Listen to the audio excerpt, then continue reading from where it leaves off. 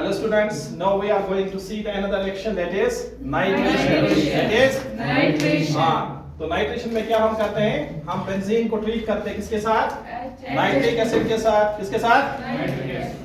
और in presence of concentrated H2SO4. So what is the product? Nitrobenzene. Nitrobenzene. और साथ में क्या निकलता है वहां से? वाटर. ठीक. तो इस रिएक्शन में हम देखते हैं इसका मैकेनिज्म सेम जिस तरह आपने इससे पहले देखा था electrophilic substitution reaction in case of the halogenation.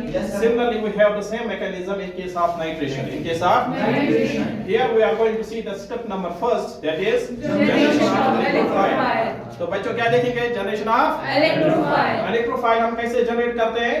हम सबसे पहले H2SO4 से क्या निकालते हैं बाहर? H H+, क्या निकालते हैं? H+, और उस H+ को कौन एक्सेप्ट करता है? Oxygen atom from nitric acid. Oxygen atom जो किस में होता है? नाइट्रिक एसिड में. वो अपना लोन पेयर देता है किसको?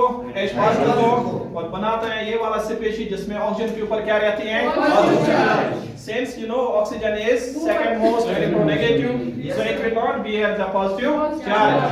ये पॉजिटिव चार्ज ज्यादा देर तक बर्दाश्त नहीं करता है. कौन?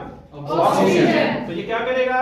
नाइट्रोजन का इलेक्ट्रॉन अपनी तरफ खींचेगा. किसका इलेक्ट्रॉन? नाइट्रोजन का. जिसकी वजह से नाइट्रोजन के ऊपर कौन सी चार्ज आएगी? और आपको क्या मिलेगा? Electrophile.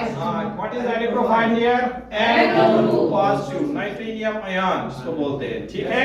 तो बच्चों पहले स्टेप में हमने क्या किया? Generation of electrophile. Generation of electrophile. Okay. Next step number 2. Step number 2 में हम क्या करते हैं? कार्बोकेटाइन. क्या बनाते हैं? कार्बोकेटाइन. तो कार्बोकेटाइन में NO2 जो है ये अटैक करेगा at the carbon number 2. It will take the electron of carbon number 2 and you will get the positive charge at carbon number 2. Carbon number 2. If this is carbon number 1 and this is carbon number 2, here you will have the positive charge. This is called as carbocation. This is called as carbocation. And then what we are going to see? The resonance.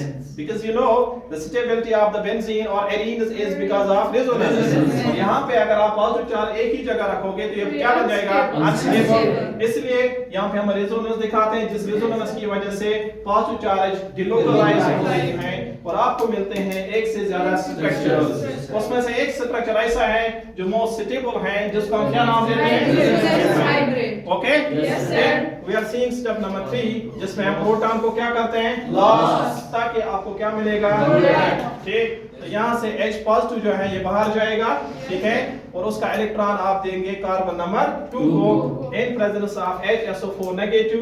Because you know HSO4 negative आपको कहाँ मिला था? Step number first में यहाँ पे.